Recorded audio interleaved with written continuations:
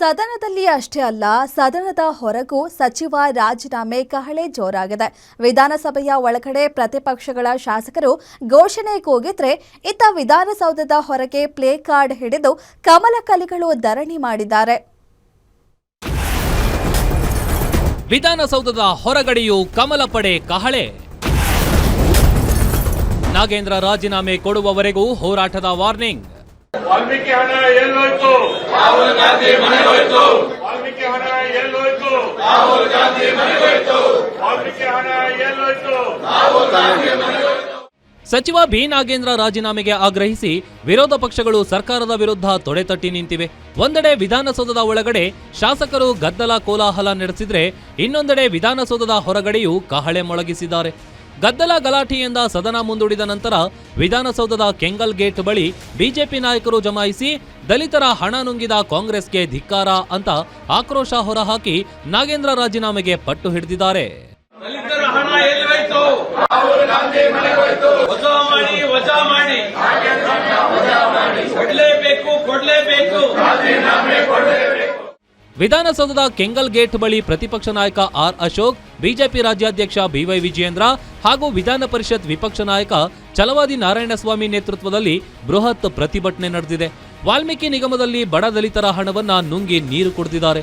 ಈ ಲೂಟಿ ಹೊಡೆದ ಹಣವೆಲ್ಲ ನೇರವಾಗಿ ದೆಹಲಿಯ ರಾಹುಲ್ ಗಾಂಧಿ ಮನೆಗೆ ತಲುಪಿದೆ. ಭ್ರಷ್ಟ ಸಚಿವ ನಾಗೇಂದ್ರ ಅವರ ರಕ್ಷಣೆ ಮಾಡುತ್ತಿರುವ ಈ ಸರ್ಕಾರಕ್ಕೆ ನಾಚಿಕೆ ಆಗಬೇಕು. ನಾಗೇಂದ್ರ ರಾಜೀನಾಮೆ ಕೊಡುವವರೆಗೂ ನಮ್ಮ ಹೋರಾಟ ನಿಲ್ಲೋದಿಲ್ಲ ಅಂತ ಎಚ್ಚರಿಕೆ ನೀಡಿದ್ದಾರೆ.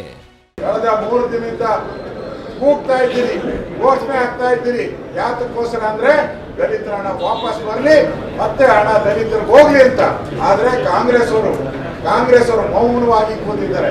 ಯಾಕೆಂದ್ರೆ ನುಂಗಣ್ಣಗಳು ಅವರೆಲ್ಲ ನುಂಗಿದ್ದಾರೆ, ಅದಕ್ಕೋಸ್ಕರ ಸುಮ್ಮನೆ ಕೂತಿದ್ದಾರೆ.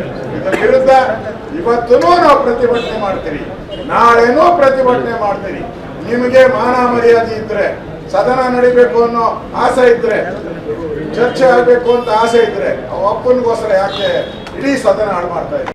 ಆದ್ರೆ ಒಂದ್ ಹೇಳ್ತಾನೆ, ಮಾನ್ಯ ಮುಖ್ಯಮಂತ್ರಿಗಳಿಗೆ ಹೇಳ್ತಾನೆ, ಉಪಮುಖ್ಯಮಂತ್ರಿ ಕೂಡ ಹೇಳ್ತಾನೆ, ಭ್ರಷ್ಟಾಚಾರಕ್ಕೆ ಜಾತಿಯ ಬಣ್ಣವನ್ನ ಕಟ್ಟುವಂತ ಷಡ್ಯಂತ್ರ ಮಾಡಬೇಡಿ.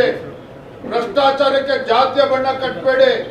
ದುಡ್ಡು ಹೊಡಿಬೇಕಾದ್ರೆ ಯೋಚನೆ ಮಾಡಬೇಕಾಗಿತ್ತು. ನಾಗೇಂದ್ರ ಅವರು ಒಬ್ಬ ಪರಿಶಿಷ್ಟ ಪಂಗಡದ ಅಧಿಕಾರಿ ಚಂದ್ರಶೇಖರ್ ಆತ್ಮಹತ್ಯೆ ಮಾಡಿಕೊಂಡ್ರೆ ಶಿವಮೊಗ್ಗದಲ್ಲಿ ನಾಚಿಕೆ ಆಗಬೇಕಾಗಿತ್ತು.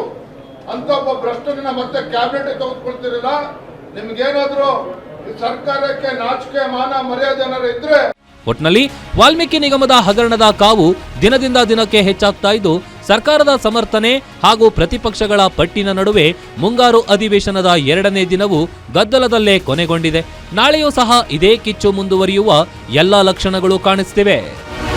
Durgesh Nayak, political bureau, guarantee news, Bengaluru.